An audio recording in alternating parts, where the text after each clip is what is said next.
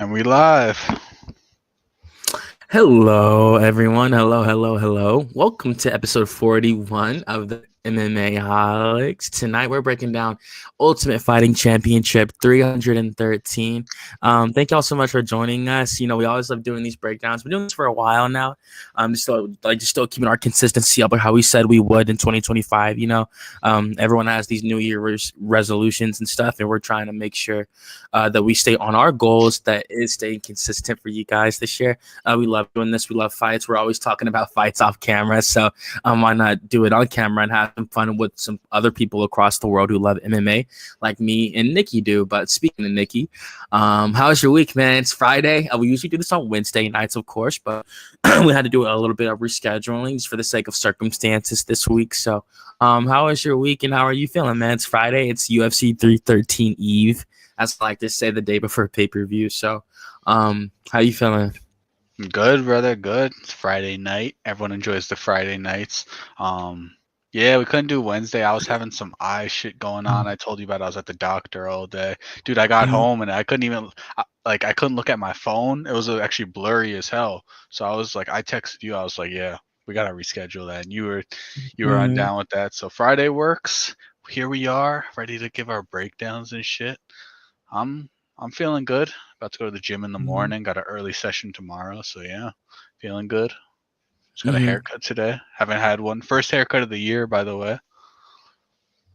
No, it's fresh, most definitely. The fade's nice with the blend, stuff like Mo that. told me to get the burst fade. I had to try. It's my first time getting one. I usually do like a skin fade to the top, but I don't like my my fade going all the way up to the top of my hair no more. No, it's nice. It definitely suits you for sure. And your beard's coming in too. You know, I've known you for a while. You know, I knew you way before you even had facial hair. You know, so I always love seeing the evolution of the homies. You feel me? And can't wait to see many more years of what you're gonna grow into. You feel me? And yeah, man. Tonight we're just bringing down a smooth pay-per-view. On paper, I'll probably give it at least an 8 in my opinion. I do like the fight card. I think there's some good prelims. Of course, we always lose fights on every pay-per-view at this point. It's rare that we have a 15 fight pay-per-view. I'm not even gonna mention the next pay-per-view because I don't want to jinx anything. Right now it does actively have 15 fights on it. I'm not gonna say the name or the location. I just want to preserve it. Like, seriously, not at all. Of course, the press conference did just happen a couple hours before recording this. It was really, really entertaining. You know, Bryce and Gene, like, to me, that was the highlight of the press conference. It's really There's a press conference for that card already? Yeah. What? Yeah. I thought I was tripping too when they announced at the end of the 313 press conference they were gonna have a UFC 314 press conference the next day, and they just did. And yeah. Fuck, I said the name, but no, it's all good, y'all. We're just joking. But no, I didn't know there was 15 fight scheduled. I knew they just booked another fight on there recently, but then two, I didn't even realize that because I watched the press conference. I started it as it was ending. I saw the tweet. Right. They were like, "Oh, Alex is all pissed off," and I was like, "Oh shit, gotta tune in." So I just saw it, but I didn't know. Yeah, damn, I missed that press. I gotta watch that maybe tonight, maybe tomorrow. That's cool. Yeah, in that case, I won't say too much. You know, like no spoilers. I want you to enjoy it fresh. Don't go on Twitter because like you'll just end up slipping up and just seeing them off rip and like you know just like I always love seeing the press. It's rare I can catch one live nowadays because I'm always busy. At Thursday at like 7 o'clock, 8 o'clock or something. Oh, I always got something to do around that time. And nowadays I can never really sit down and watch it live. I always have to watch it like before I go to sleep or watch it before I go to work in the morning the next day, like while I'm eating breakfast or something like that. So, yeah, man. Again, great card. I'm looking forward to it. Finally, we get this main event. It's been a really, really, really long time coming. Obviously, we've all known since Alex Pereira won the title at UFC 295 in New York City that this fight was destined to happen. It's just cool that we finally gotten here. Obviously, Alex has definitely gotten some stylistic favorable matchups. That's undeniable, but it's his job to win the fights against these high-level opponents. And he's won the fights, you feel me? So has Ankalaev, who's on an amazing win streak. I mean, at one point, they were just going to have to give it to him. We just saw Bilal Muhammad get his first title shot at UFC 304 after they were, you know, they just kept moving it as much as they could, and until they just had no choice but to let him fight for the belt. Obviously we saw Bilal become champion, and like the same thing could happen for Magomed here, but we're gonna see what happens. Obviously, I'm really intrigued about the stylistic matchup only because Magomed can strike as well as grapple. And that's what I want to see the most. I honestly want to see them strike more than mix it up, but I do want to see an all-out fight, of course. But before we break it down, how do you feel about the fight going into it, and any of the storylines that you think make the card really good? You're talking about the main event. How do I feel about that fight? That fight, and then like any other fight you're looking forward to. Yeah. So I am really, really intrigued to talk about the main event. Like I know we always get excited, work our way through the whole card. It's like eating dessert after dinner to talk about the main event. But like I am super excited to talk about that one later because like I'm very confident in my theory of how the fight's going to play out. Like I'm very honest with myself about it. I'm very confident it's going to play out like that. I'm excited for that fight. We'll obviously talk about that later. I'm excited for the rematch of Gaethje versus Fiziev. I was texting you this week because when I rewatched it, it's like, man, when the fight happened, I picked Fiziev, and even in the rematch, like people are trying to make it out like Gaethje won 3 rounds, and I think that's baloney, dude. And I think Fiziev had a great fight until that eye poke, and I didn't even remember him getting eye poked in that. So I'm super excited for that fight. They're both, really cool dudes, cool with each other. But high skill, you got like a slugger, like someone who will really beat the shit out of you, and Justin Gaethje, and then you just have like a Muay Thai expert in Rafael Fiziev. So it's just that the way they clash with each other is going to be amazing. And there's some other good fights on the card, like we'll go down to. You got Curtis Blades fighting. I mean, like, honest, I don't know who he's fighting. Like, I haven't heard of him until I had to look him up. I'm hyped for the Rizvan Kuniev. like, man. Curtis Blade just fought for our title. It's crazy when they do this kind of thing. They're trying to jump him, but like, I don't know how far you're gonna think he's gonna go. I'm excited for Joshua Van and Ray Tysor. That fight's gonna be insane. Yeah, and then you got the tough winner on this card. I didn't know that. Myron Santos. Yeah, I'm really excited to watch him. I didn't watch Tough that season, so I didn't know who that was until I looked this up and I was watching tape on him and found that out. So yeah, cool card we got here. Cool yeah, no, like most definitely. I think so too. Every single fight you just mentioned, I am excited as well. I didn't get to watch Tough like that either on Myron Santos this season. It was kind of heartbreaking for me because Valentina Shevchenko is my favorite fighter, and I heard she did really good on that season. And yeah, man, like I'm really excited for Myron in particular. Of course, we'll get to that soon, but like we always say, don't forget to like, comment, and subscribe, y'all. Before we get to the breakdown, always love doing this for y'all. Always be respectful in the chat, of course. Yeah, we can go ahead and get to it. So starting out with the first fight of the night, we got Ozzy Diaz coming out here. I thought he looked pretty decent in his last outing. Of course, not many people are high on Ozzy Diaz like that. Definitely had a fairly up and down UFC career. But in my opinion, he can only improve from where he's at 9-3. You feel me? He's coming off the loss to Miang Zhang, where he got KO'd. But I'm really high on him, even though his record is 17-6. I think he's a really good KO artist. I think he's really gonna go on to really like have a good career, like really put on for China, like really be one of those good male fighters for China. And I'm really excited to see his future, honestly. He looks good. He definitely looks good. We know he's scheduled to fight Anthony Davis. I mean, I say Anthony Davis. Anthony Davis. And I'm sorry. I'm sorry, y'all. I do a basketball podcast too. He's fighting Anthony Smith. It'd be crazy if Anthony Davis started MMA. Anthony Davis by fucking just dunking on him. I don't know. So that'd be wild. But no, he's fighting Anthony Smith, of course, in his retirement fight. Want to give a shout out to Lionheart, of course. And yeah, he's fighting the Jordan Santos. Even Santos himself, he's 27 years old, 6 foot with a 75-inch reach. I will say I think he is the better fighter. I thought he looked good against Will Curry on Contender Series. He won the regional scene title when he beat Felipe Montinho. who was also 8-2. So I thought he was a pretty good opponent when he beat him. And that was a 5-round unanimous decision. So we know he has a good gas tank when the fight goes deep, when the fight gets hard. You feel me? And again, like when it comes to ICDS, I said he can only improve from here. And I think he has to do just that. You feel me? To win this fight. 34 years old. I don't think fighters are old when it hits that. I do think that the Jordan being younger and faster, it will work to his advantage. Obviously, Ozzy's way bigger at 6'4" with a 79-inch reach. He's definitely the bigger guy here. I just think that Jordan has shown more in his fights. I like what he's shown. Shakur, that is.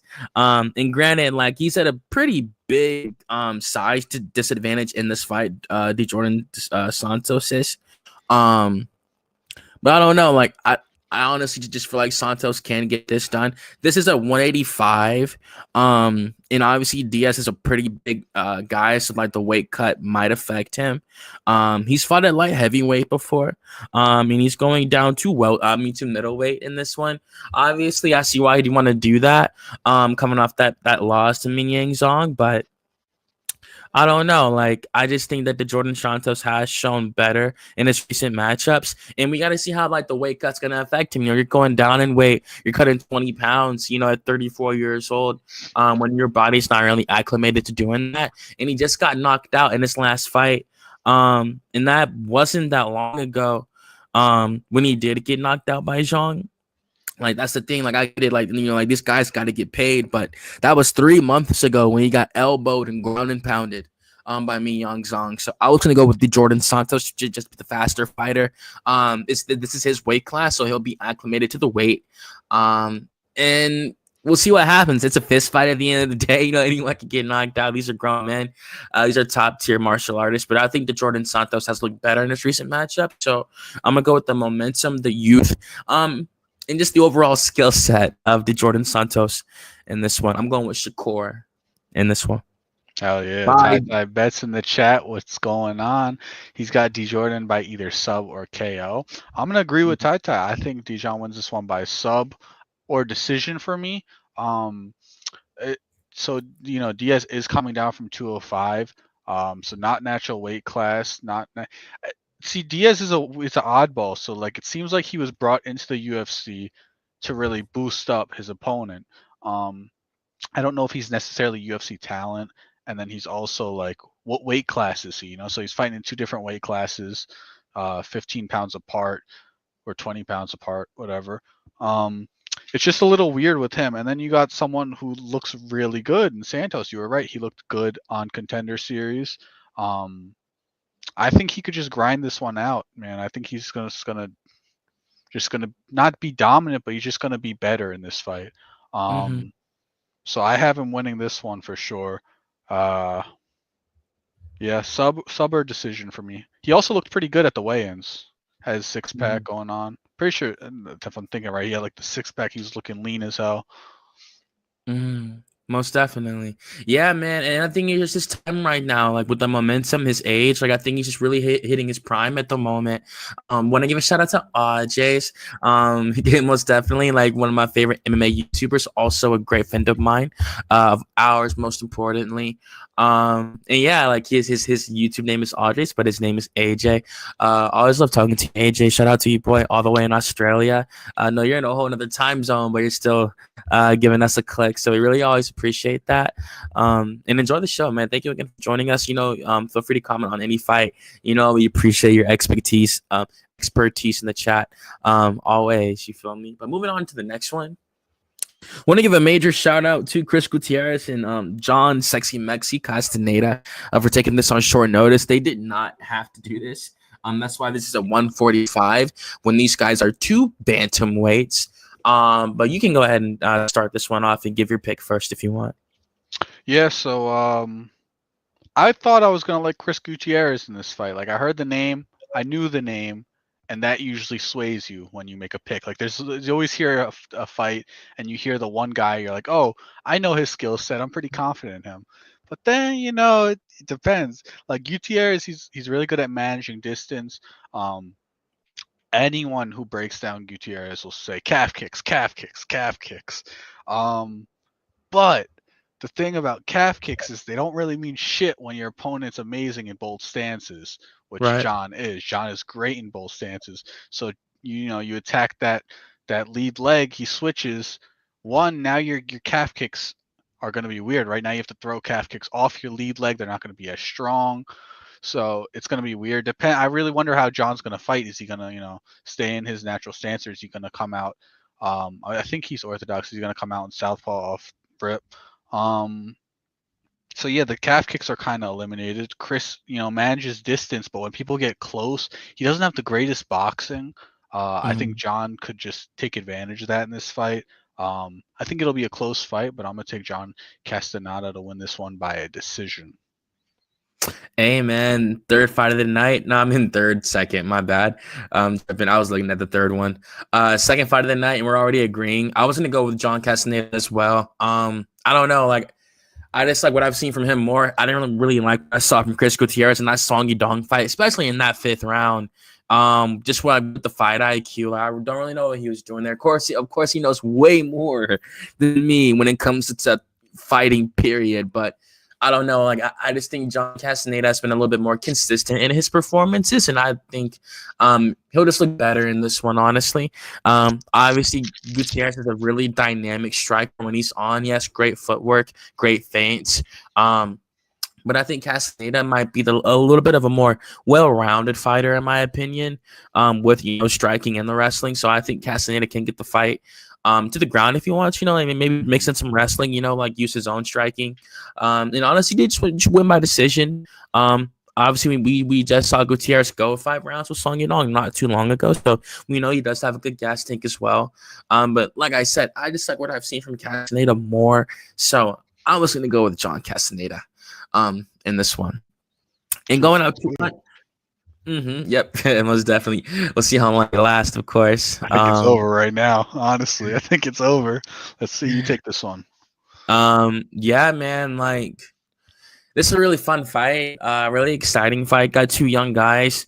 Just fighting for their lives out here. You feel me? I'm really happy for Myron Santos coming off the Ultimate Fighter. This guy has a wife and child, so he has a lot to fight for at a really, really young age. He does, Also really like his nickname, the Legend. It is, of course, that puts a lot of pressure on you, and that could seem like like cliche, so to speak. But if he were to go on and like become like like a top contender, like a champion, and like Bruce Buffer really announce his name, that'd be such a fire nickname, you feel me? And I think that just shows how he feels about himself. Obviously, he has 1 loss in MMA. He was ground and pounded on February 4th, 2022 by Dan Argueta. But I think if they ran that back, I do think that he could beat him. It was in the 3rd round, so you really call it a war. He just gassed out. He got tired, and like Dan Argueta took over. And that's probably what got Dan Argueta on the Ultimate Fighter for his season, that Brian Ortega and Alexander Volkanovski season. And yeah, man, like for me, I think Myron Santos in this fight, I think he will be able to implement his game plan with the striking. He does have 8 wins via KO, 6 wins via decision. He doesn't have a single submission victory in his entire career. Of course, he's still pretty young in his career and with 15 fights, but he definitely prefers to strike. And I think he's a really good striker, has a lot of power. We saw how he slept Khan Alfie the way he did in the Ultimate Fighter finale.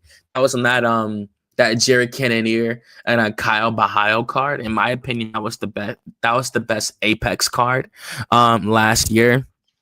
And want to go ahead and give a shout out to my boy AJ's. He's going ahead and giving his input on the fight. Francis Marshall at plus 230. He's the same size as Myron and has a good grappling advantage. Also, not a bad striker. I see where you're coming from. And then with that being said, I guess I'll get to Francis. Obviously, Francis has faced his own fair share of adversity in the cage. He's 2-2 inside the UFC. He's coming off a win, though, over Denis Buzukja. He was getting hurt by Buzukja, the Ray Longo product, Denis Buzukja. But before that, he lost to Isaac Algarian in the first round, and he lost to William Gomi via split decision. And looking back on it, that's not a bad loss, especially by a split decision to lose to William Gomi. So definitely a competitive fighter at 25 years old. Like I said, it's really cool to see these guys. It's kind of like an anime, these dudes. They were in the same grade in high school. Could have been because Francis says his birthday's March 9th. Myron's birthday is June 10th. So they're a year apart. So Francis is a year older indeed. But they're super close in age. So it's crazy to see their paths cross like this in their careers. And they're obviously young enough to have a rematch too, which makes the fight also really interesting. They're literally the same build, 5'9" with a 72-inch reach. It's pretty crazy. And yeah, I see why the boys in the chat are running Francis Marshall. I get it, especially with the underdog money. He's not a bad fighter. He has a really good chin. He's really durable, super aggressive, continues to come forward even when taking a lot of punishment.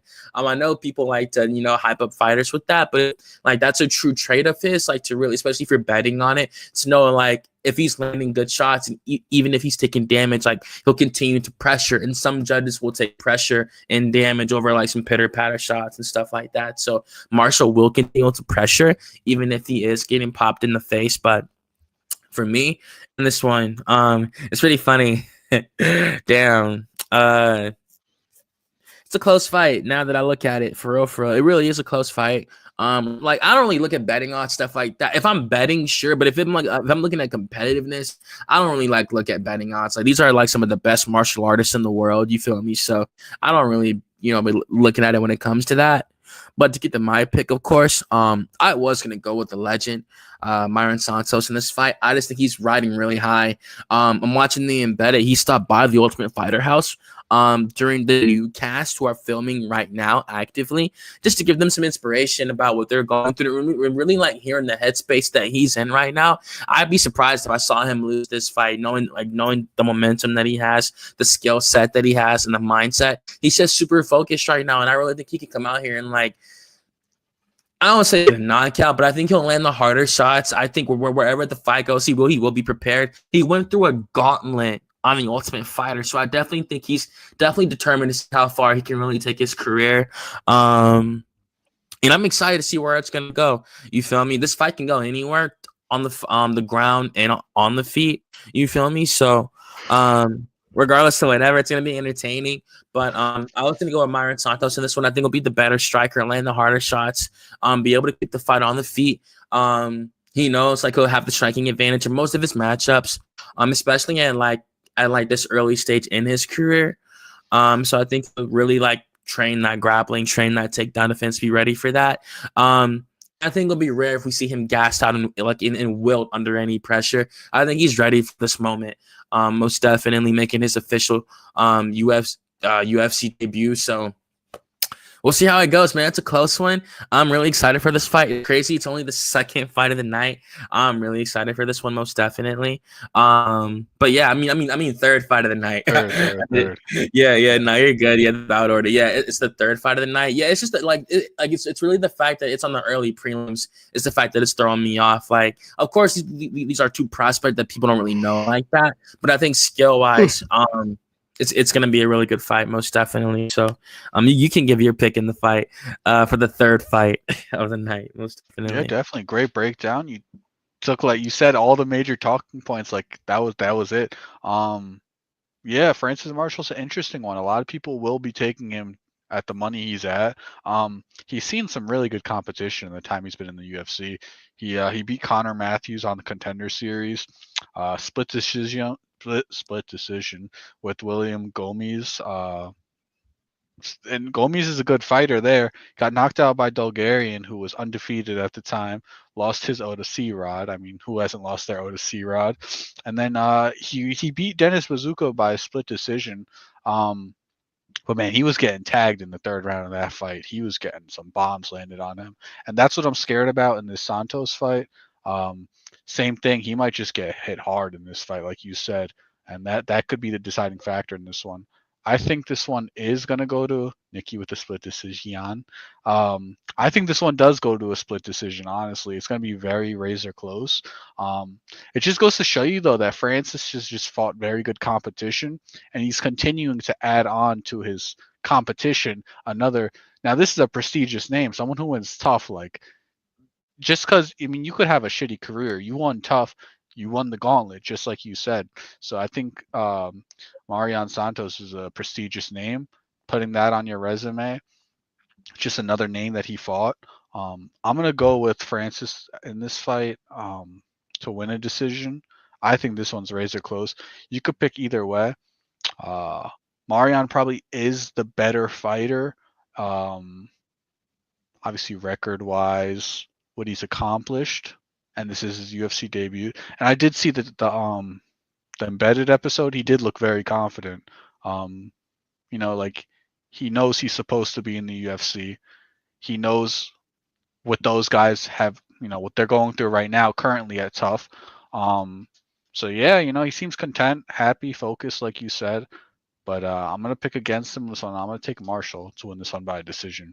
I like this fight though. Really good fight. For sure. Banger one. Yeah, man. So it's really a fire one. Like, it honestly shows you why they put it as, I guess you could say, the main event of the early prelims. For any like casual fans who might be at a bar and get to catch this fight, it's gonna be really good, man. Especially to be on here this early. I'm really excited for this one. Most definitely, like, really good appetizer for the ESPN prelims. And that's what we're going to get to right now, of course, starting out with Carlos Leal versus Alexander Morono. You can give your first pick in this fight, and I'll go next. Yeah, man. Morono, he was in the past someone where you could pick like, oh yeah, this dude, he's gonna win this one. He's gonna be good. He's like a dark horse or something. But like at this point, I don't even know anymore. It's so unsafe picking him. Carlos Leal is like the exact opposite. Like he's so safe to pick. He fights very basic in a good way. He sticks to what he's good at. And he's effective. So I think like in this fight, he's super safe to pick. I don't know the odds. I didn't look at them, so I want to see real quick if they're on here. Okay, damn. So I mean, I'm just speaking from the platter, I guess. My bad. I thought it was gonna be a little closer. Damn, 750. Did I Yeah, just? they got him destroyed. Yeah, bro. Like, they Okay, got to holy get him shit. finished in the first round, bro. Okay, so I mean, yeah, that's then Leo by decision. Damn, I didn't even know the line was that fucking wide. Also, I'm yeah, for gonna the last fight, like that's why I picked Marshall. The line was wide, but this one, if you pick Morono, like, sure, I mean, if you want to win some money, but you must be an idiot. Yeah, I don't know. Damn, that's a wide line. Nah, yeah, we'll see what happens. It's only why I could see, like normally you only see stuff like that for like, for a Bo Nickel, like a Hamza, somebody like Yeah, super proven, someone super dangerous, like with a real special trait, like whether like super crazy dynamic wrestling, super crazy dynamic striking, like how you just mentioned. Carlos Leal does everything basic in a good way, and I really loved how you put that. I thought he got absolutely robbed versus Renat Fakhretdinov. I thought he clearly won that fight. Stuffing. He was just so prepared for that fight, like the muscle fibers. You could tell when he walked into the cage and he was screaming. Like he had such a good game plan for that matchup, and he did everything meat and potato wise, like stuffed every takedown. He boxed him up. He had him tired. He was walking him down, and he just got like he's lost, man. I just couldn't believe it, bro. I was devastated for him. Like that was, he only got one paycheck. I mean, I pray they took care of him, but like that was awful, man. And that's why they gave him this matchup, in my opinion. They're giving him like an easy fight, get him a win, his first UFC win, and get him, most importantly, 2 paychecks, possibly 3 paychecks to get that performance of the night bonus. You feel me? So I think he's going to come out here, probably get a second round KO. I think I'll piece him up in the first. Morono's going to be tired after, and like, damage. Like, he'll be I've taken damage after the first round going into the second. And I think Carlos is going to put him away with body shots. Just piece him up, really, and get him out of there with a TKO.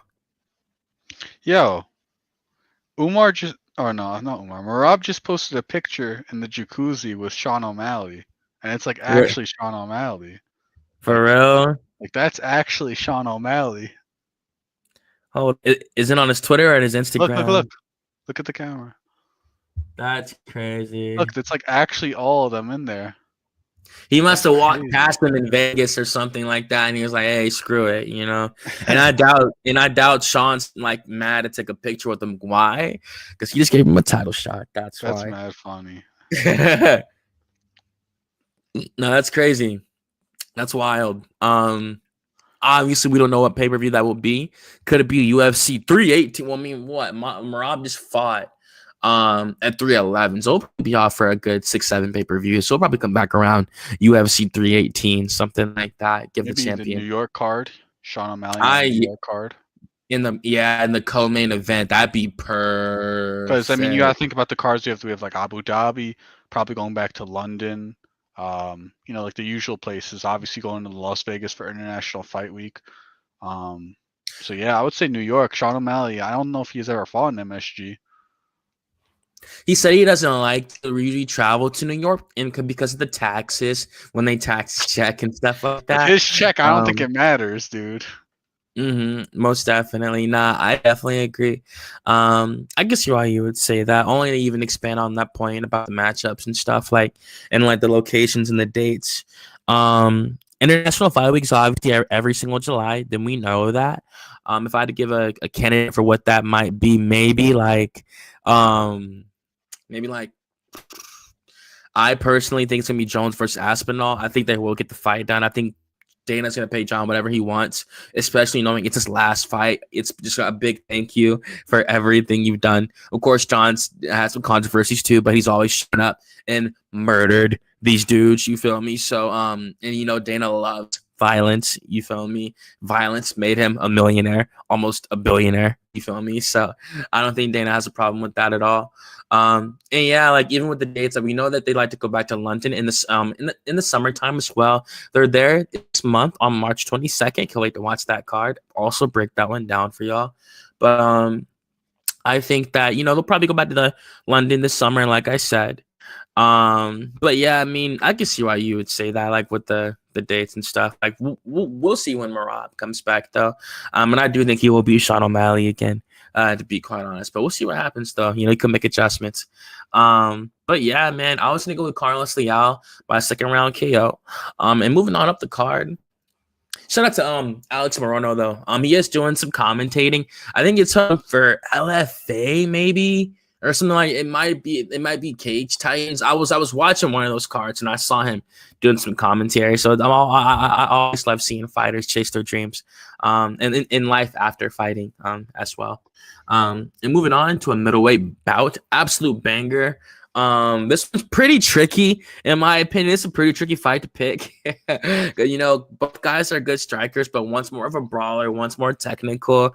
One guy's bigger, one guy's smaller, but the smaller guy has more power, in my opinion. But the bigger guy obviously fights a little bit more safer, but a little bit more technical, like I said. So this fight's pretty tricky when it comes down to it. Man.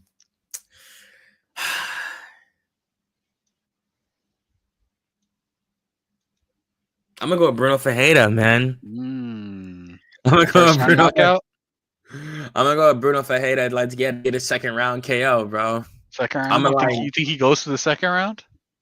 I think he can. I think he could get it done. Like, he's not I said he's a brawler, but there's a method to his madness. Like, he has great wins. Like that KO over Gregory Rodriguez, that aged like fine wine. Obviously, we just saw him lose to Jared Cannonier, but it's still a great one to have on the resume, knowing he can knock out these taller middleweights. He also got the knockout over Leon Aliu on Contender Series back in 2022. So he's always been fairly consistent with his power. You feel me? I think he is a good fighter. He's only getting better. Like he finished, of course, he finished Real Haas. Can't take too much away from that.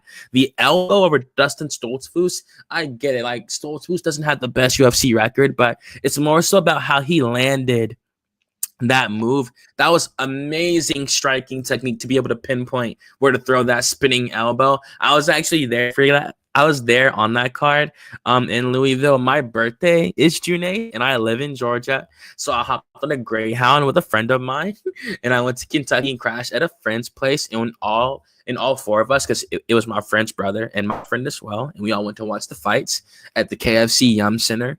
And that was crazy. You know, people in the crowd were pissed when Cannonier, when that early stoppage happened, when Nassimov and stuff like that. But what can you do? You feel me? I really enjoyed the card. I thought it was a cool birthday card. Raul Rosas Jr. also fought on that card as well, so it was pretty cool.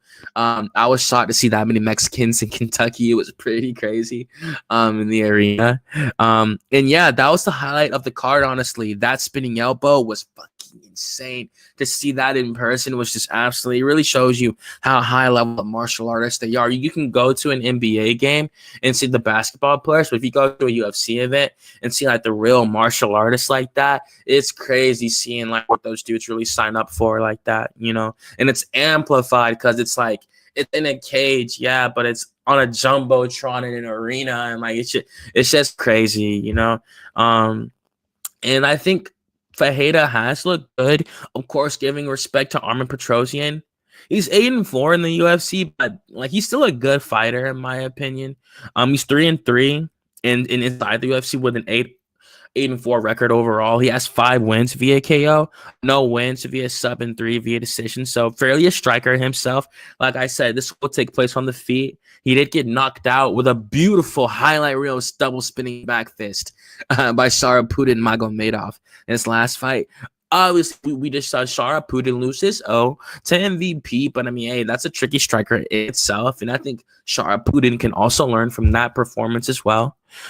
So I think that for Armin Petrosyan, you know, obviously there was it was a devastating knockout, but it was to a really good striker. You feel me? But what can we take from that though? We know he can be knocked out if he's pushed to that limit. And yeah, man, like for me, I just think Bruno Fajeda, 32 years old. Don't get me wrong, he's a little undersized for the middleweight division. I don't know how far he can really go, to be quite honest with you. At 5'10", I think he would have to take another KO loss to want to go down to welterweight and really have to do that. He got submitted by Abus Magomedov in his last fight, so I think he'll tighten up his grappling after that performance. So I was going to go with Bruno Fajeda by second round knockout with the overhand. I think it's going to be a war. He's going to stand on the pressure. You know that Armin Petrosyan is a pretty striker, but I think the Hulk is going to close the distance. He has way more power in this fight, and I think he will hurt him. I like it. Yeah, I'm taking Bruno Ferreira to win this one first round knockout. He doesn't really go past the first round. He did in the Abus fight. He ended up losing that one, but Abus is a good fighter, regardless of what people say on the internet. Yeah, Petrosyan's clean kickboxing skills and all. Super high volume, so I do think there is room for Ferreira to get the knockout. And the thing with Petrosyan, it's high volume and his hands are low, so he gets tagged a lot. I think he gets put out in one round, honestly. Damn. Yeah, personally, I'm gonna take Ferreira to win this one. Mm-hmm. And moving further up the card, I got a flyweight banger in this one. Really, really love this fight. Love this versus prospect fight. I'm pretty sure I saw on Twitter that this is the first new millennium fight. The first fight in the UFC with two guys born after the year 2000, like 2003, 2002. So, hey, man, it's the future. We're here. You know, these guys are just here early. They could definitely still be on the regional scene right now, but with the performances they've shown, they're definitely UFC level fighters for certain. It's just showing the evolution of the sport. You know, these guys are training since children nowadays, whether been boxing since 10, 14, 8, whatever. Lifelong wrestlers and over in China and stuff like that. So, yeah, you know, we're in the future now, and we're only going to continue to get more further into it. And I'm excited for it, you know, and then like this fight shows you how good the flyweight division is getting. And yeah, man, you can give your first pick on this one, Nikki. Go ahead. This fight's like when you look at a fighter's resume and you found out that Leon Edwards fought Kamaru Usman the first time all those years before they both established themselves in the UFC. It's really cool. Like down the line, you're going to see that if you go down and you're like scrolling through cards, you see UFC 313, like, oh shit, Joshua Van and Ray Tysor, and they might be like 1 and 2 or champion and 3 in the division by then. Yeah, but Tale, as old as time, you got big grappler versus like a striker, a very elite striker, one of my favorite strikers at that. I love Joshua Van. He's so entertaining to watch. He's been getting so much better every fight. Every like even if you don't know who he is, if you've watched any fight just even by accident, you will remember him. He's the guy who puts together like 4 punch combinations and attacks the body. He's such an entertaining fighter to watch. His punches are so loud you could hear them over the crowd and the commentators. Van does everything right in the cage. Like that's not even like glazing or nothing. He really does. If he when he gets taken down, he gets up, gets his back against the cage, he gets up and stuff. He really works the body a lot, so it's going to be interesting how a wrestler is going to do against him. Because I don't think he's just going to get steamrolled to the ground. I would like to see how Tysora is looking when this fight goes into the second or third round. I think this fight does at least make it over the halfway mark. If I had to put a bet, it would be this fight goes over, 1.5 or whatever. And I would like to see how Tysora looks after taking damage from Joshua Van in this fight. Will he still be shooting for takedowns? Because, Joshua Van is small. So, 1, he's going to be hard to choke. 2, you're going to have to shoot very low to get on this dude. And the knees are going to be waiting for you as low as you get. Yeah, I'm taking Joshua Van to win this one by a TKO or maybe a decision. I think Tysora is going to get burnt out in this fight. I don't think he'll be able to submit Joshua Van even if he was having a great day with his wrestling. No, I feel you, man. Like this is a really close fight. Most definitely. Because Ray Soria has striking. I'm pretty sure he has 4 wins via KO. You feel me? And he obviously training for this fight. He knows how good of an opponent Joshua Van is, especially with the boxing. I think he's gonna try to come out here and get the fight to the ground immediately. You feel me? This is a really close fight in my opinion. I do think Ray Soria is that kind of prospect coming out of China. Yeah, Joshua Van has more fights and therefore more experience.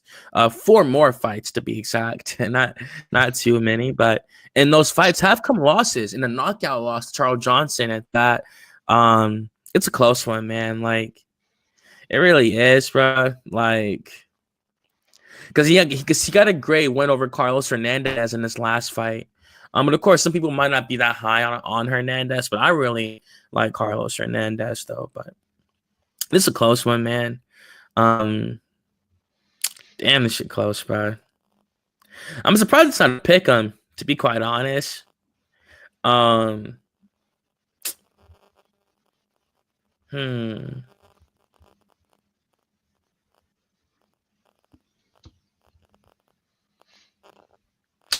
I mean, I think Joshua Van's fought the better competition. Ray Sarui's fighting dudes 1 and 2, 11 and 10. He beat an 18 and 7 guy, finished him in the first round. Choked out an 8 and 3 guy, converted a 7 and 0 guy, but even the 7 and 0 guy, Ronald Dihan, his competition, he beat a 3 and 5 guy, 0 and 0, 1 and 2. So it's a lot of the guys in that region of the world on the regional scene, in Asia, China, some of them aren't fighting the best competition themselves, in Bison and all those other promotions. So, yeah, man, I'm gonna go with the momentum and the consistency of Josh Van. I think he's fought the better competition. He was doing it at an earlier age, not by too much, like a year. A year or 2 before Ray Soria got here, but he has fought the better guys. He's learned from his losses, and I'm gonna go with Josh Finn to stuff the takedowns and box him up on the feet. Hopefully, we'll see what happens. I think Ray Soria can definitely win this fight, but I'm gonna go with Josh Finn to get it done. And taking man, a lot of guys are losing O's. We saw Peyton Talbot, Renya Nakamura also lost his 0. So guys are losing their O's nowadays. So we'll see what happens, but. Moving to our last prelim of the night. Before we even break this down, how do you feel about this matchmaking and shit? If you want to go ahead and dude, I don't know if I said it on the mic or not today, when we were talking before, but what the fuck? Curtis Blades just fought for a title, and now he's fighting dude, has he even fought in the UFC? Is he a contender series guy? Like, I really don't know. I'm Like, pretty sure it's on a Contender contender Series. series guy, but like, come on, dude. Like, this is just as crazy. No, this is 2 times as crazy. And this is about to be crazy. What I'm gonna say is when they made Jarizo Rosenstrike fight Shamil Gaziev because he beat fucking right here Martin Boudet. Like Shamil looked really good. He beat Martin Boudet. Let's throw him in a 5-rounder with an established fighter, Jarizo Rosenstrike. And what happened? Like, okay, he didn't know the fight was at elevation, but he still got demolished until didn't he get like put out in the 4th round or something? It's crazy. And this fight's gonna be even like 3 rounds. Curtis Blades. Now, don't get me wrong. Curtis Blades isn't a perfect fighter. He's on the tail end of his career. He just got knocked out. He didn't look that good against Jailton Almeida until he got that uppercut knockout, which was very impressive. I didn't even see it happen. And before that, I think he even lost a fight, right? Sergey Pavlovich, he got knocked out. So yeah, I mean,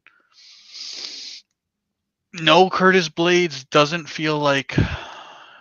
I mean, he's ranked 5. I think that's a fair ranking for him. I think, yeah, you could say he's the 5th greatest heavyweight in the world right now.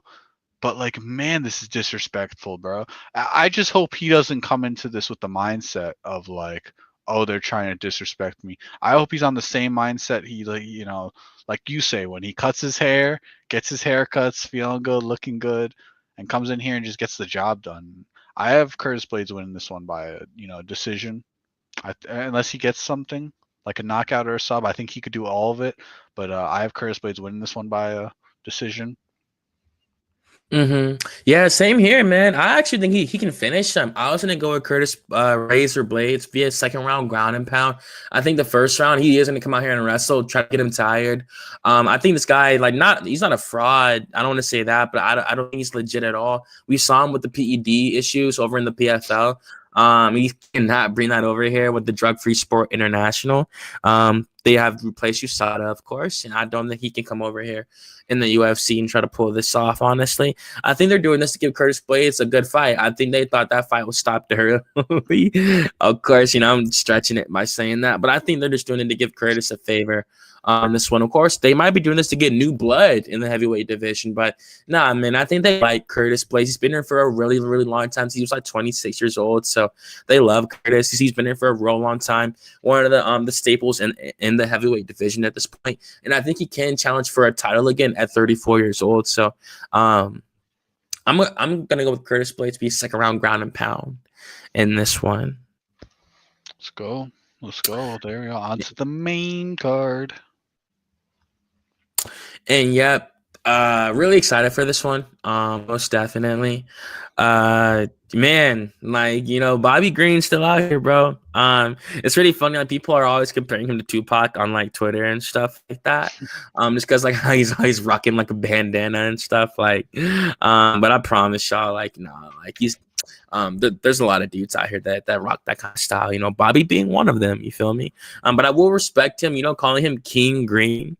I've met black men in real life named King, so I get why he'd want to, do it. Obviously, you respect yourself. You want to, hold yourself in high regard, why not? Like, there's people out here who are depressed and things of that nature. So why not be happy for someone who has self-confidence in himself, But yeah, man, so you can give your first pick in this one. I would love to hear what you have to say about Rufy and Bobby first. Super excited. I was probably the most excited about Joshua Van on this card, but I mean, you got Alex Pereira on there too, but dude, Mauricio Rufy is really fun to watch. I think he's a showman. I think it's fair enough to say that.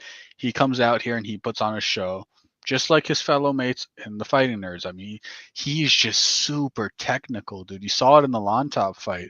I mean, the spinning kicks and all this stuff. He's just really entertaining.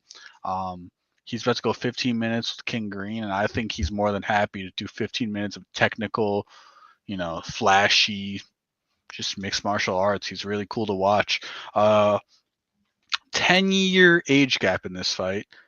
King Green is coming off of 2 knockouts. Sorry, 2 finishes in his last 3 fights. He got subbed by Patty, and he got knocked out by Jalen Turner, who he's been on the same card with the past 3 times.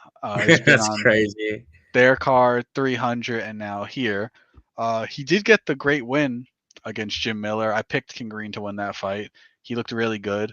Styles make fights, and this I don't think the style is favoring him in this one.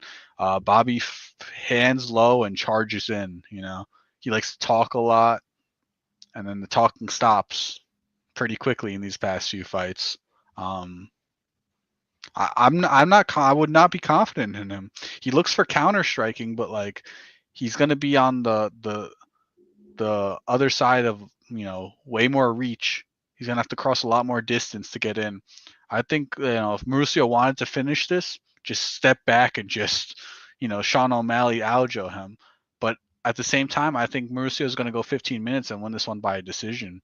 I don't think he chases finishes. I think he's more of just getting that experience, and like he doesn't seem like he's chasing it. He seems like he's just trying to be himself, stick to his game plan, not overdo anything. He doesn't look like he panics. When he couldn't finish Lontop, he didn't seem like he was panicking. And when he was getting tagged up a little bit, he just stuck to what he was doing, still being entertaining. And yeah, I think that's what he is. I think he's going to win this one by a decision.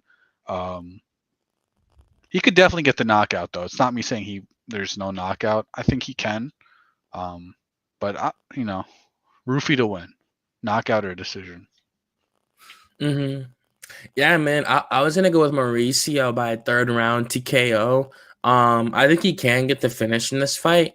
Obviously, we know Bobby's fairly durable, but I just think with the knockouts that he has taken, I think Roofy can replicate that result based off the power that he has. Bobby has great boxing defense, but with his hands down, always moving with his head movement, real low, always talking trash to the opponent in between exchanges, of course. But for me, I just think that Roofy can come out here and really pressure Bobby, close the distance, and really be the fastest striker, and literally beat Bobby to the punch. I think he can come out here and really knock him out in the third round. I love Bobby Green.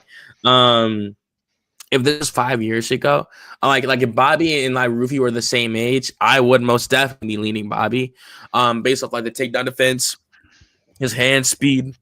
He's a great boxer too. It's just with the damage he's taking, all these fights that he has at his career at 38 years old in the lightweight division, having to cut the weight. Man, I just think it's kind of like a recipe for disasters, accompanied by the damage he's taking. And that's the biggest selling point for me. So I was gonna go with Mauricio Roofy, be a not ground and pound TKO, third round TKO. And yeah, it's pretty funny. Mauricio Roofy came out and said he got his last name from Monkey D. Luffy from One Piece, of course. That. Yeah, because he said he said his last name might be too hard for fans to really pronounce like that, so he just wanted to pick one that he was inspired by. And if you guys watch the subbed version of One Piece, most of the time they say Luffy's last name like Rufy and stuff like that. So that's just how he wanted to do it, Mauricio Roofy. So we'll see how it goes. Monkey D. Roofy. You feel me? Or Mauricio D. Roofy. Really excited for the fighting nerds. Obviously, Carlos Pradas is fighting literally the next pay-per-view down in Miami against Jeff Neal, UFC 314.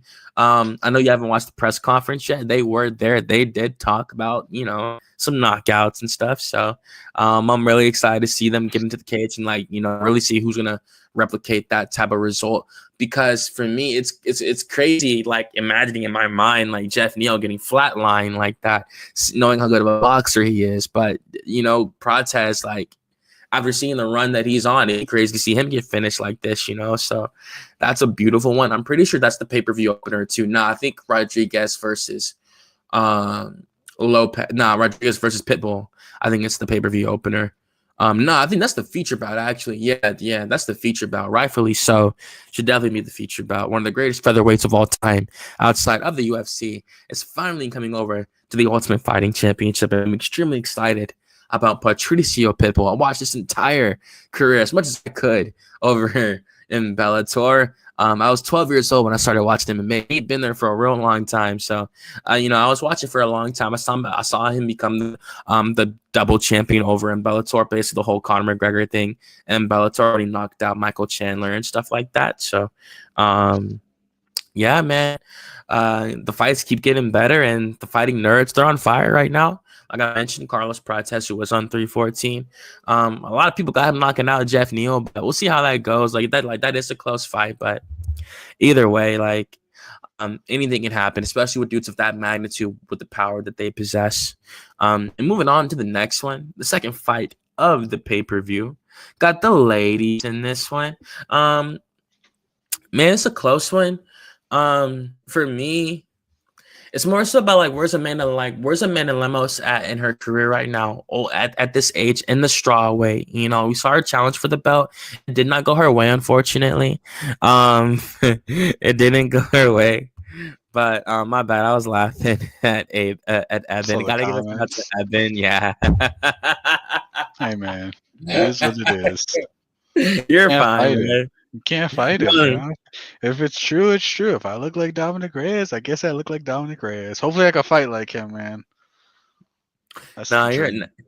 No, you're good, man. I mean, hey, like he's pulling girls. You know, I've seen him, get girls, be cage side stuff with a shotty here and there. So, I mean, hey, he's not an ugly dude by any means, of course. And I doubt Evan is saying anything malicious. Most definitely, he's No, just saying y'all he look thinks I good. look like him, dude. I asked one of my dudes at the gym, and they were like, "You know what? I kind of see it."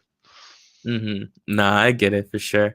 No, I mean, hey, shout out to Reyes, the Devastator. Happy to see him back on the horse, on a 2-fight winning streak. Love Dominic Reyes for sure.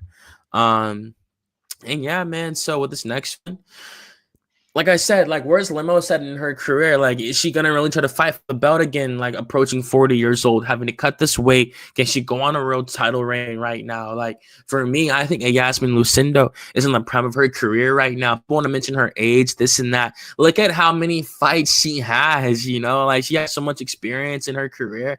She was taking professional fights at 14 years old. Now, of course, if I had a daughter, I absolutely not would not let her do that. But obviously, in this case, it worked out for her. She's in the UFC in a really, really young age. She's living like her 20s are going to be like filled with a crazy experience. You feel me? Because of the work she put in her teen years. Of course, she has to win to stay there. She's not just there because she's her. She has to win fights, train really hard every day to maintain her status as a UFC fighter.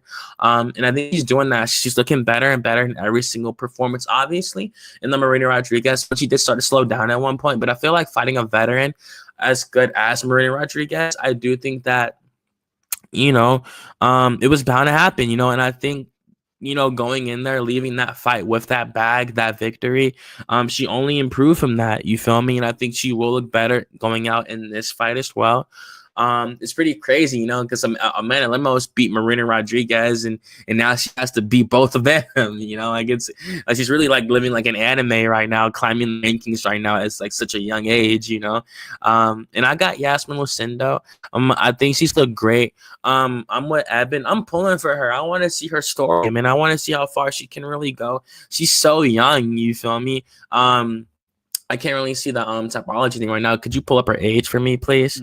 Mm-hmm. She's just super duper young, 23. Uh, 23, so she's nowhere near her prime. Like when she hits 25, 26, 27, she'll still be young at that time, and she'll be so acclimated to the UFC. They're not gonna cut her. They like her. They like her style, everything about her. They're gonna give her a lot of time to grow and lose and win. She could lose 3 in a row. They'll give her a layup. They really want to keep her around. I really feel that way, and they want to see this baby grow up inside the UFC. So I do think eventually she will challenge for a title. I'm saying that now. That is not a hot take. She's talented enough, and she will be in the division long enough to challenge for the belt 100% one day. She could even be a future champion. We never know. Yasmin Lucindo. So, she's looking good, man, and I'm really excited for her future. She's consistent. Everything about her, from the striking to the wrestling. I'm taking the youth, the athleticism, and the momentum right now, and I'm gonna go with Lucindo. She has to pass these tests. These girls, like, they're giving her these tests, and I think she can pass them. Like she has the skill set, the determination, the chin, everything. And I think she'll learn from gassing out, like not gassing out, but getting tired in that Rodriguez third round, that she can win this fight. So I got Yasmin Lucindo be a decision in this one. Great breakdown. I'm gonna follow you on this one. I'm gonna also take Lucendo to win this one. Lemos is now a veteran in the UFC. Um, she's faced every kind of competition. She's beat people like Dern. She's seen people like Wei Lee, so she's seen every style. She's fought against it all. She understands it all. But she's also fighting a clock in this one. Um, Mixed martial arts is a younger person sport. It's a big age gap. This is 24 years. This is over 24, or sorry, 14 years. This is more than 14 years of an age gap. Mm-hmm. Um, I just imagine in this fight it's gonna be Lemos just breathing heavy, getting hit, getting tagged a lot. Lucendo just foot on the gas. Um, I'm with you guys. I'm pulling for Lucendo in this one. Mm-hmm. I'm Like I excited. wonder though, like what does she bring to the table to beat someone like Lemos, who is very skilled? At the end of the day. And that's what makes it interesting. She's gonna have to fight and pull it out. Like it's a story for her. She's like the youngest girl in the rankings right now, this high up. So we're gonna see how far she can go. Like I get it. She doesn't have English yet. She doesn't have like the real fan base behind her yet. But people are gonna know about her, and when they see how young she is, and like I'll be real. I think she's a pretty girl. I'll be quite honest. You feel me? I'm 2 years older, so I can say that. You feel me? I think she looks pretty good. You feel me? So she's marketable too, and that makes people want to follow her naturally. Look at Mackenzie Dern, like look at Amanda Ribas. So I'm excited for her future, and like she has a great style too. So we'll see how far she can go. I do think by 27, by that age, I think she'll definitely, unless it's just ups and downs, like the Charles Oliveira era before he won the title. I think she'll definitely fight for a belt by 27 years old. Most definitely. That's one of the best straw weights on the planet at that time. And moving on up the card. Man, this one's really tricky. This one's super tricky, man. Like this one is super tricky, bro. Man, like for me, because we've seen Jalen Turner's new mindset in this one. Like he said it all week. You feel me? Um, that had not to my client, like that had not to my Kano loss. He had no choice but to learn from that and what happened. You feel me? That should have been his victory. That should have been him fighting in the main event in Paris versus Benoit Saint Denis. Like that should have been him, man. Not hating on Hanato. He could see this. I love his style. He's a great person, great personality, great father as well, from what I can see. You know, it's just for me. I think that in this one, man, it's close, man, because Ignacio has looked great as well. He's a phenomenal striker, really technical, but also really powerful himself. I do think that Jalen has more power in the punches, more power in the kicks. Like I think Jalen's my baseball bats, but I think Ignacio's are so well precise that like they land at the exact points to knock you out. Like they land on the chin, land on the liver. Like he's just really, really good with his striking. We saw not too long ago. I'm pretty sure that was him because sometimes I'll get him and Daniel Sohuber mixed up. But yeah, that was him that fought Trey Ogden. And that's like for me, it was kind of like like a sparring match, kind of. Like when he fought Trey Ogden, I didn't think it was the best performance, but I thought he learned from that. He lost to Ludovic Klein the next fight versus unanimous decision. After that, he had kicked Christos Giagos and knocked out Manuel Torres. Now Manuel Torres, that was just a low IQ performance. I picked him in that fight, so I mean it's what it is. You feel me? Nikki picked Ignacio, so it was what it was. You feel me? But I mean, he was just coming forward with his hands down, trying to get the KO, and like the shoe was just on the other foot that night. You feel me? What can you say? And with that being said, like I think with these two fighters are two dangerous strikers. This fight on the feet, like this is the featured bout for a reason. For these guys to not even be two top five fighters, like because they could have been Curtis Blades and Kuneyev here, knowing Curtis Blades the top 5 heavyweight and stuff like that. Nah, they put this fight as the featured bout because this is a great fight. This is gonna go everywhere on the feet. I think this is bound to have a finish. It's gonna suck seeing one of these dudes get knocked out, because it's definitely gonna be either a ground and pound TKO or a straight up KO. If Jalen's focused, man, this fight's a coin flip. It really is it's a crazy fight, man. 2 6'3" lightweights with, Jalen does have a longer. I'm sorry about that. I dropped something. Jalen does have a longer reach. Actually, no. I take that back. It's they both hit 6'3" with a 75.5 inch reach. So it's literally a coin flip. This fight is pretty insane. Man, dude, if that's the case, like I'm gonna go with Jalen Turner, man. Like I'm gonna go with the Tarantula, bro. I think he's fought the better competition. I get it. Like that last, he only lost the last fight only because he walked away. Like that should literally be a win. That should literally be a win. Like if that's a different referee, he waves it off because Naito was on the ground, dazed, and like he was like it was like the Tweety birds like around his head. Like that's literally what happened right there when he was on the ground. I am so serious. Like and he knocked like he dozed it off. You feel me? Like he knocked off the cobwebs and he wrestled them, got him to the ground, and he finished them. You feel me? And I think that just took the air out of his sails when he got up off the ground like that, man. Even going to like another round like that, I just think it just really killed him mentally, knowing the fight should be over at this point, should be over, you know. And I think that, I mean, check the bout just to make sure. I think Herb Dean was the referee for this matchup. It was Herb Dean. Yes, it was a UFC 300 phenomenal card. It was Herb Dean. I was shocked Herb didn't stop the fight right there. You know, it was like, cause I thought it was a walk off KO too. I did. So I mean, it's a loss on this record, but also it's you know it couldn't have been a loss too. You know, so And with Ignacio, obviously he's just looked great. Period. But like I said, I think Turner's fought the better guys. I think Renato Moicano could beat Ignacio Bahamondes. You feel me? But of course, Bahamondes could beat Moicano. You know, you never know. That's a what if. But the fact is that Jalen Turner lost, but I thought he was this close to also winning. You know. And with Bahamondes, like he's really rounding out his skill set from the takedown defense to the grabbing on the feet.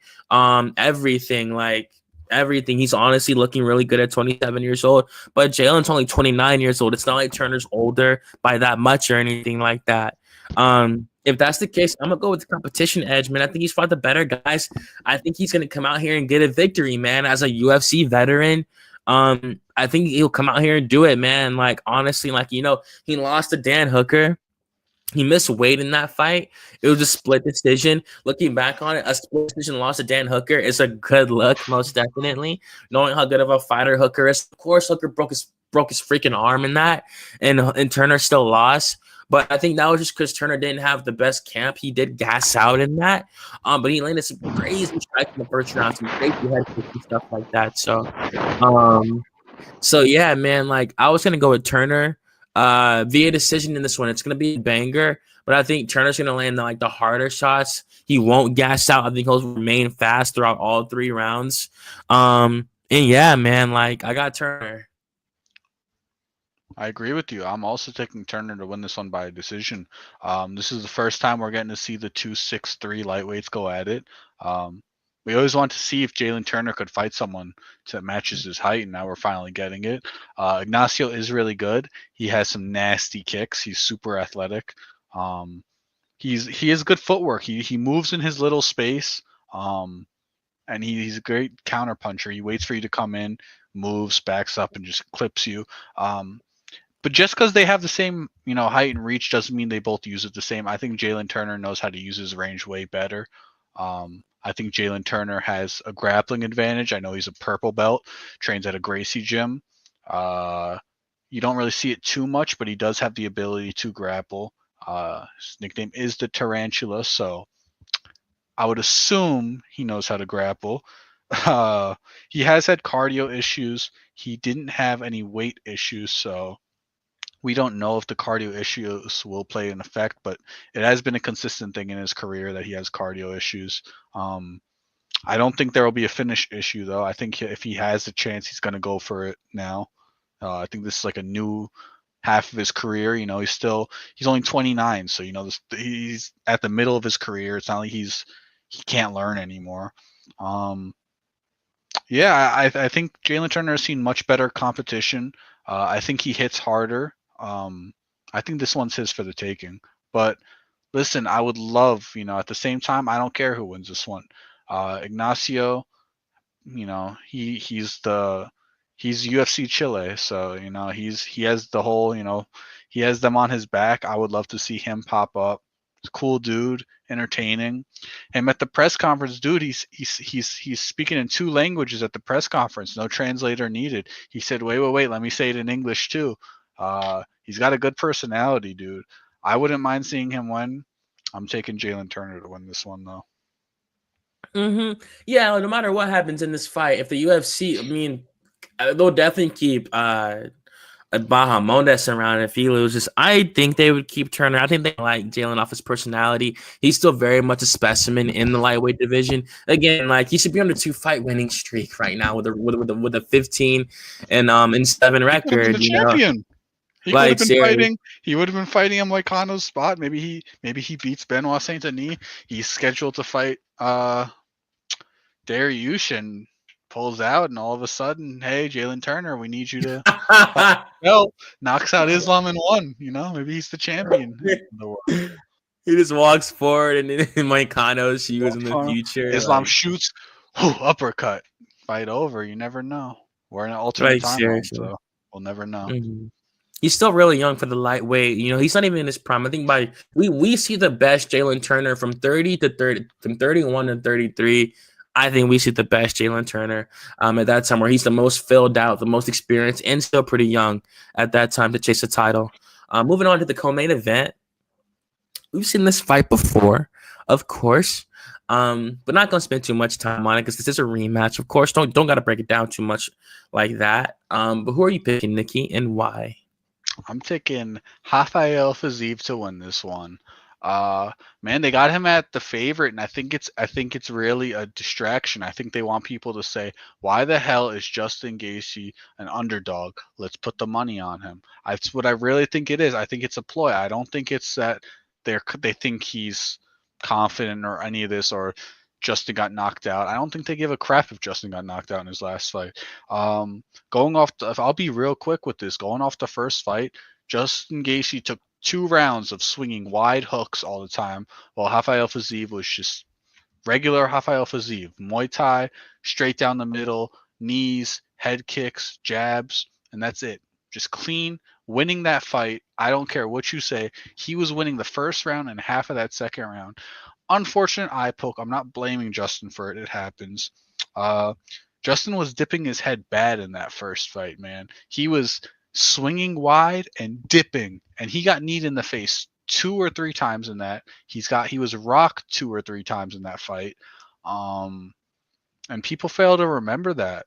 I think Justin in the third round made great adjustments. Does he follow those adjustments and stick with them? He really doesn't listen to his coach. Trevor Whitman has to yell at him, Justin, stay with me, please. Dude, if Justin stays behind his jab, he knocks out Rafael Fiziev in this fight, because all the damage will be done in the first round. He would win this fight in 1 or 2 rounds if he just stuck behind his jab, circled the cage, and implemented his wrestling. Now, Justin's going to have to implement his wrestling to win this fight. I don't see a way he would win this one without it. He needs Fiziev to be wary of it, ready to sprawl at any moment, and that's how it would open up his striking. But at the same time, if Rafael Fiziev doesn't have 3 rounds of him ready to go of great cardio, he wouldn't win this either. So banking on that, his cardio's good. He's good. He's the same fighter in that first fight. No knee injuries. I'm taking Rafael to win this one by a decision. Yeah, man, I sent wave check. I'm dead. Bro, I literally I'm wearing the durag only because I went to the gym before this. I like to get that out the way so I can relax after the podcast naturally. And I did that, I shampooed my hair, washed my hair, stuff like that, put the cream in, brushed it, and it's laid. Right now, I definitely can't take it off, bro. It's cooking in the oven for those that don't have waves and stuff like that. They're cooking for tomorrow. Right now, definitely can't disturb the wave, can't disturb the motion in the ocean, Same, bro, same.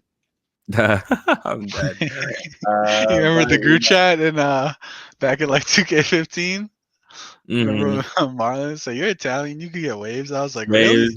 I was like in middle school. I was like, "Really? I could get waves? No way." You're like, "Yo, stop telling them that." You talk about behind a do-rag. Well, shout out to JA for joining us. Always love talking to you. It's been a little bit since I've seen you. I always seen you in Pick'em's chat, Nick's, of course. And sometimes AJ when I'm over there. But always love seeing you around here, of course. And shout out to JA. Always love that Shiba picture. One of my favorite animals. I love Shibas, most definitely. And yeah, man. So for this one, I thought Gaethje looked great in the first fight back at UFC 286. Like you mentioned, he lost the first round. I thought it was clearly due to the speed advantage of Rafael Fiziev. Justin did adjust rounds 2 and 3. I thought he looked great with the jab. Really throwing the hooks. Really, lack of better verbiage. I thought he was really beating his ass. To be quite honest with you, I thought he was looking great. When it got to a certain point, I thought people really just they love the striking of Rafael Fiziev, and they think that's gonna work on like every single fighter that he fights against. When it's not, as some fighters have adjustments when like they'll walk him down, not be able to they won't let him use that striking distance where he can excel with the Muay Thai, those devastating biting kicks, like his spinning kicks, everything he throws, obviously. And when it comes to the hands, he's gonna meet some guys who can box with him in the pocket and hit really hard, most definitely. So we're gonna see. He is one of the best strikers in the division. Absolutely, it was devastating to see him. I watched that fight live when he threw. I believe it was his right leg. He threw his right leg at Gamrot, and Gamrot blocked it, and then it blew his knee out, and he just fell to the ground. And it was just devastating. It was the first round, and it was a really great fight. I thought Fiziev won the first round. I had him to win that fight. Honestly, I thought he could have beat Gamrot that day. It's really unfortunate. If he loses this one, I think that's the fight to make after this one. Just rebook that fight. It could give Fiziev another way up the rankings. A little bit less of an opportunity at like the number 6, number 7 guy, but it would still be up the rankings. I think they want Fiziev up the rankings. He's still really young at 31 years old. I forgot he was that young when he fought Gaethje the first time. And for me right now, I just think for Justin, excuse me, obviously the biggest elephant in the room is him coming off the KO. That was 10 months ago. He didn't even fight. He didn't do any MMA. He didn't even touch a pair of gloves for 6 months. Just golfing, just golfing. If that was a movie scene and Justin getting KO, it flat, it does the black picture 10 months later. It's Gaethje on a golf course, just just golfing and stuff like that. But then in between the golfing, it's showing flashbacks of him the fight and stuff like that, him getting knocked out. These dudes really go through that. That's a movie that I'm talking about this and that, but that was his real life. He 1000% was thinking about that night. He said on Embedded he just watched the fight for the first time this week. Literally, that lets you know. The day after that, oh my God, I can only imagine how Gaethje felt.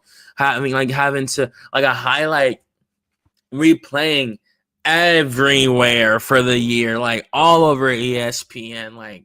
It don't matter how much money you get paid, man. Knowing that a thing like that gonna live forever, man.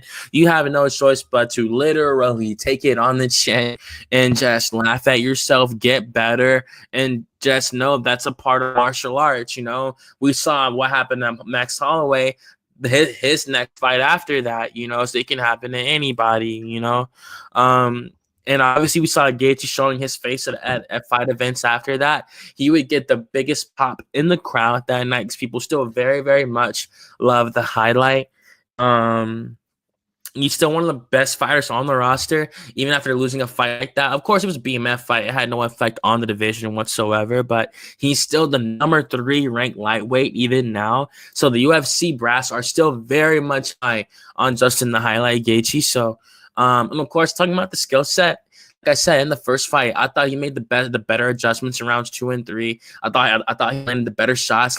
He did more damage. Fiziev was bleeding. Justin didn't have a scratch. He even took him down near the end of the third round. I get it. It was supposed to be a joke, but he did indeed take him down. He took him down, fairly easily at that. So I think he could, if he wanted to. Probably won't, unfortunately. But if he wanted to, Gaethje, if he used his wrestling like that, he'd be so fucking dangerous, bro. With the knowing he could wrestle and strike, like he'd be so dangerous, bro. If he really used it offensively like that. I agree, but I think the wrestling is too tiring for him. For sure, absolutely. Like the former Division I All-American, Justin Gaethje. For those of y'all that don't know, like, if you're a D1 All-American, it's kind of like basketball and football, like you're a McDonald's All-American, stuff like that. But if you're a D1 Division 1 All-American in wrestling, you're one of the best young wrestlers like in the country. He was really like that in wrestling, 100% world-class young wrestler. So for me, just that alone, like knowing he has that in his back pocket, which he would definitely use if he went to survival mode. Now, I know me saying that after he came out in an interview saying that he won't be as safe in his next fights. And even in the press conference, he elaborated on that. He didn't want people to think he's going to come out here and be reckless, but he doesn't want them to think he's going to be a pacifist neither and try to point fight, But he's not going to put his head up and like his chin up in the air and like just see what happens, for a performance bonus. You feel me? I think he'll come out here calculated again. Won the first fight fairly handily. So that alone, they have momentum off that alone. They can put off what they've seen, what they did in the first fight. Obviously, Fiziev, that gets him, the room to make adjustments. You pick your poison. You either pick a guy coming off a massive layoff and an injury at that, or a guy coming off a knockout, a devastating knockout at that, where he landed like he face planted and they had to roll him over and all that. Like, seriously, like you really have to pick between either or. I'm gonna go with Gaethje. I think he's fought the better competition. He's beaten, like he's beaten better guys. I don't think Rafael Fiziev has a single win that's better than Justin's head kick knockout over Dustin Poirier. So I do think Gaethje can get this done. He beat him the first time. He has this dude on his resume, so I think he can get this done. Most definitely. He beat a younger, faster Fiziev. I thought Fiziev was good back then. He was the favorite back then. A lot of people had him winning back then. They had the whole new blood stuff like that, and Gaethje shut that shit down. So of course, Rafael can win this fight, not being disrespectful. I just think that people disrespect Gaethje in this fight. They act like he isn't a top tier striker too, or he doesn't. I think he hits way harder than this dude. Does Rafael Fiziev have better technical striking? Yeah, for sure. But I think Gaethje has better leg kicks. We know how devastating his leg kicks are. It's a trademark of Gaethje's skill set, and he definitely hits harder in the pocket for sure. It's just a matter of the chin, how his chin holds up in the exchanges, how he takes the punches coming back after 10 months. It hasn't been over a full year. It's 10 months, so we'll see what happens. But I'm going to go with Gaethje, though. I'm to win via decision. I think it'll be just like the first fight, but it'll go to decision, and he'll just win a unanimous this time, not a majority decision for Justin Gaethje. All right. Now we have the main event. Moving on to this one. Man, we went on this fight for a really, really, really long time. Let me break this one first. Let me break this one first. Yeah. Okay. Oh yeah, please do. Of course. Yeah, man. Because I got listen, I'm very honest about this. I know a lot of people think Magomed's gonna, wrestle fuck, and a lot of people think he's gonna stick to his word. I think he's gonna start this fight and try and kickbox with Alex Pereira just to feel the waters, to see it for himself. He never got to experience what everyone else experienced.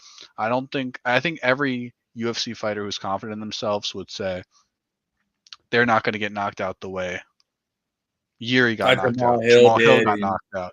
All these dudes, they're going to be like, I'm different. I'm better. And he's going to test the waters.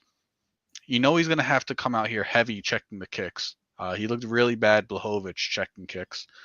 And he is going to wrestle in this fight. He is going to work Alex to the fence, and he is going to get Alex Pereira to the ground. Now,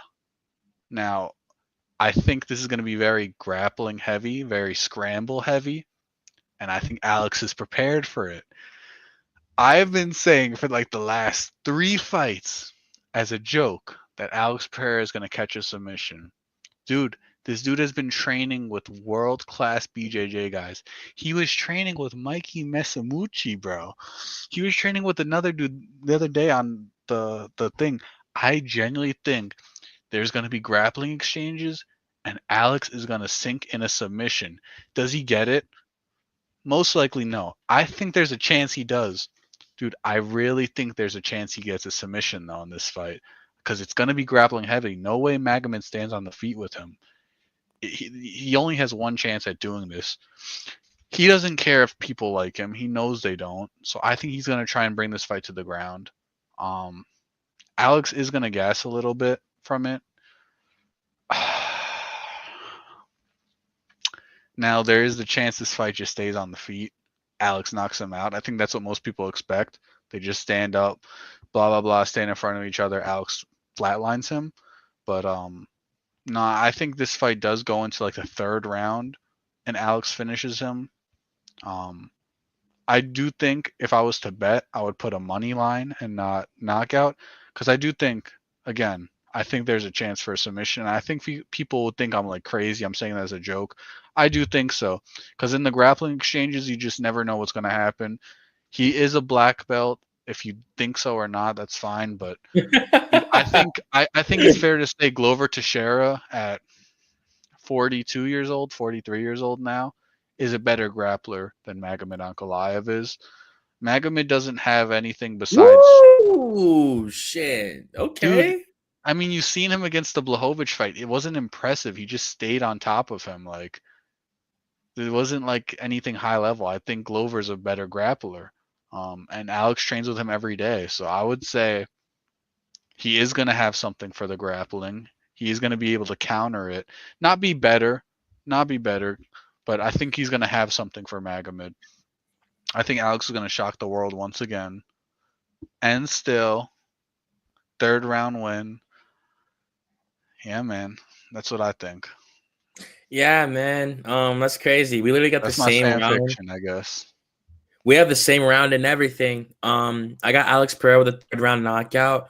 I think the first 2 rounds. The first round he gonna wrestle. I think he will get him to the ground.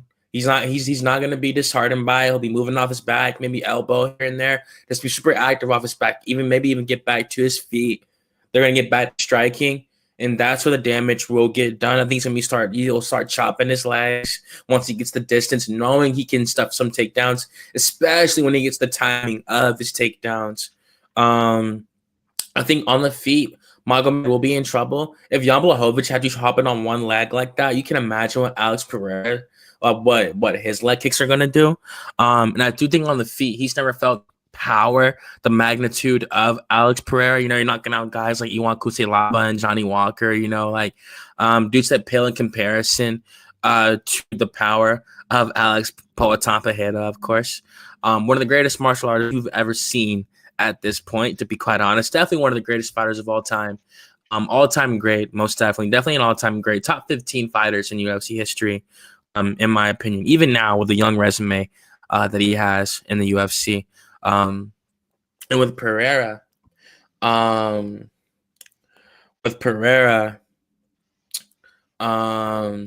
think that this fight could possibly put him on the Mount Rushmore of light heavyweight. He's definitely one of the more memorable light heavyweights in recent memory, light heavyweight champions, of course. Given his resume, I think he's beaten. He's already beaten former champions. He beat Yuri. He beat Jamal. Both those dudes are in the record books. They could be in the UFC Hall of Fame. Just winning the belt. You never know, depending how the UFC feel about Hill and Prohaska. But for me, it's just like, man, I think Alex is in his prime right now. Even at 37, 38 years old approaching, I think he's in his prime right now. I think with him not having that many fights in MMA, he had the one knockout loss to Israel. I picked Israel in that fight at UFC 287. I was ecstatic on that night. I don't know who wasn't, even if you picked Pereira to win. even if you pick Pereira to win, I doubt like you got to be a real Izzy hater to not just be hype at that knockout. That was pretty crazy, not gonna lie. And of course, we saw what happened after that. He bounced back, he moved up divisions, and went on a crazy run. And now we know that him and Israel are really, really good friends. So it's really, really cool to see them grow respect for each other. We even saw when Israel fought Nashini Imavov, he posted on his Twitter that like they had like a room full of like 13, 14 people. They probably had a training session with like for this fight, and they watched Israel's fight. And you know what they saw? They saw Israel get knocked out, and I'm pretty sure he was definitely there for him. He saw him after that. I think when they were sitting together at the fight, that was after Izzy had gotten knocked out. I think so. So and he's giving him support, so it's cool to see them really become friends like this with all the respect they've gained for each other. And I think even Alex Pereira will say that Israel Adesanya indirectly changed his life, with the beef that he had. If he didn't know Israel Adesanya, Alex is a random fighter in the UFC at 34 years old, having to take the long way. He got 3 fights, knocked out Sean Strickland. It was over after that, so really love to see this guy's story. He's super inspirational too. That's another thing. He's not just like a copy paste guy. I love this guy's story. I'm watching him on Embedded. Like, it's just his mindset and stuff. Like, he really is a real nice person, man, contrary to how he looks and stuff like that. I would love to meet this dude one day and just get to know him. Like, he's a really, really nice guy when he's not fighting. Just seeing his story, like the real true rags to riches story in MMA, And of course, we saw at the press conference all these Russian journalists coming out here and being disrespectful. I think it'd be kind of surprising to see if them be at another press conference, seeing how biased that they were. I see that as a journalist myself. Of course, I write, report, do it all, most definitely. And I would not condone that as journalism. You never be that biased, even when asking a question. Even if your beat is to cover the Russian athletes or anything of that nature, you're never supposed to be that biased when reporting, especially making it that personal, talking about sending back to the tire shop and stuff like Talking that. Like, shit for the fighter, it's the worst. like, stop it, Like, seriously, like stop it, bro. Like, stop it. You're speaking through another man's lips that vicariously, like, because you know that Magomed's gonna antagonize and go with it, and you're saying it because you don't have to say it directly to Alex Pereira's face, which you wouldn't do. You wouldn't. You're saying it behind a mic 50 feet away, Seriously, send him back to the tire shop, man. He needs to slap a shot at him for that. Like, it's like for real. Send back to the tire shop. Like, man, he has more money than your whole family, bro. He could buy you, bro. Like, it's different because you see all these fighters, they come from that, dude. Like him, Charles Oliveira, they come from like literally that's nothing back home for them. It's just a job, and you're working like a labor job, and you brought so much back to where you come from. These dudes don't come from a lot. They're not Armin Sarukians who come from like a father who has a lot of money and can support them. So it's like it's actually pretty disrespectful on like a personal level, not just like, oh, I'm gonna send you back to where you were, but it's like, no, you're trying to take something from me at this point. Like, I get why Alex is mad. It's mad. I hope Alex can make all these dudes eat their damn words. It'd be great. That's what makes it too, like, this fight crazy too, man. And even before I get to that, I do want to give respect to Magomed Ankalaev, of course, to the challenger. It's been a long time coming for Ankalaev. He's a great fighter himself, obviously. He's done nothing wrong but done what he was supposed to do, which was win the fight. The fights needed to get in position. All of these guys chase the belt, y'all. We got to realize that all of these dudes chase the belt. That is the ultimate goal. That's what makes the UFC thing so fun, because we really don't know who's going to be champion next. Like, you really never know who's going to be champion and stuff like that. You feel me? So that's what makes it interesting, in my opinion. When, like, you really can just witness the history, like, take your emotion out of it. And that's the point where I was going to get to before giving Malcolm his credit. Obviously, he's a great striker, great wrestler. Ankalaev, he can do it all at a S tier level. I will say he's gotten devastating knockouts, and he's a great wrestler, phenomenal wrestler. When using it, He just doesn't use it like that, so it's kind of hard. But like to really gauge it, saying he's phenomenal and stuff like that. But from what we've seen, he can definitely get control time and definitely like spam the takedowns like any other Russian. But the point I was gonna get to was that it's the emotion in this fight. People wanted this fight for a long time, and obviously with the Russian media stuff like that, obviously they know that Magomed Ankalaev, he could have fought for the belt like 2 years ago, man. But like literally 2 years ago. But I mean, he did fight for the belt 2 years ago into a draw. You feel me? So obviously after that, he said he wanted to leave the UFC, and that pissed him off, man. They did not like that. That made them extremely, oh, okay, you want to leave? All right, fine. We'll see how much you really want to leave then, you know? And they made him fight all these fights and stuff like that, and they finally gave it to him, you know? And we're finally going to see the culmination of this beef. Alex Pereira himself knows he's been waiting on this dude, even fighting Roundtree, all these other guys. He knew in his heart and soul he was most definitely going to fight Magomed Ankalaev. So I just want to say that we gotta take our emotion out of it. Like all the media and stuff like that, they're living vicariously through Magomed Ankalaev. Like, you know, I think Ankalaev has respect for Alex Pereira. He just really wants to fight for the belt, you know? He'd fight anyone who had the title. It just happens to be Pereira, you know? So with this in particular, I think Alex Pereira has the best, you know, he'll have a good game plan for this one. He's coming from a great camp, a world-class camp, like Nikki said. And I think he'll be able to stuff the takedowns and get the KO in this fight. I'm going with Alex Pereira by third round KO, not TKO.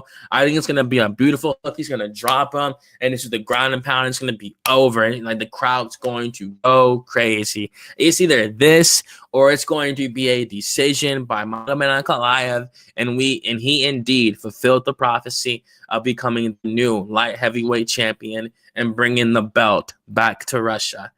For light heavyweights, at least. Of course, they have a champion in Russia right now with Islam Makhachev. So, yeah, man, like that's the card. You feel me? Like I got Alex Pereira. Nikki has Alex Pereira. It's a good card, man. I like it. I love the poster. You can even tell from the poster they knew the vibe of this fight. It looks like two villains fighting each other. Not gonna lie.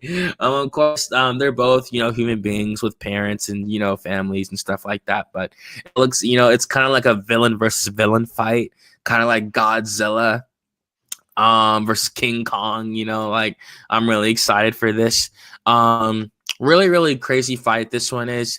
Been waiting for it for a long time. It's bigger than what it definitely should have been because the UFC let it marinate for this long. So I'm excited for it, man. That's it for me. Unless you have anything else, Nikki, on this breakdown. That's it for me, brother. We enjoy this card, and we'll be back for the next card. Yeah, thank y'all again for joining us on this breakdown. Just again, love doing these shows. Always love talking the fights, most definitely. Catch us on Twitter. We'll be going back and forth. If you ever want to talk about the fights with us and stuff like that, you can see our personal Twitter too. That's sometimes we'll also tweet, you know, reactions, stuff like that about the card with the hashtag UFC313 on Twitter and all social media platforms. Of course. And y'all enjoy the fights. You know, it's always great to have that monthly pay-per-view. Sometimes we get 2 in a month. Like last March we did. I'm pretty sure we got 2 pay-per-views. Mm-hmm. I know when we had UFC 285 and 286, we got 2 pay-per-views. Like one was like March 4th, the other was March 18th. So of course we only got 1 pay-per-view this month, but UFC 314 is right around the corner. We just had the press conference, which Nikki, you should go watch that right now. So yeah, you guys have a great night. And that's it for me, Nikki, unless you got any closing words. That's it for me, guys. Shama. Shama all day, Stone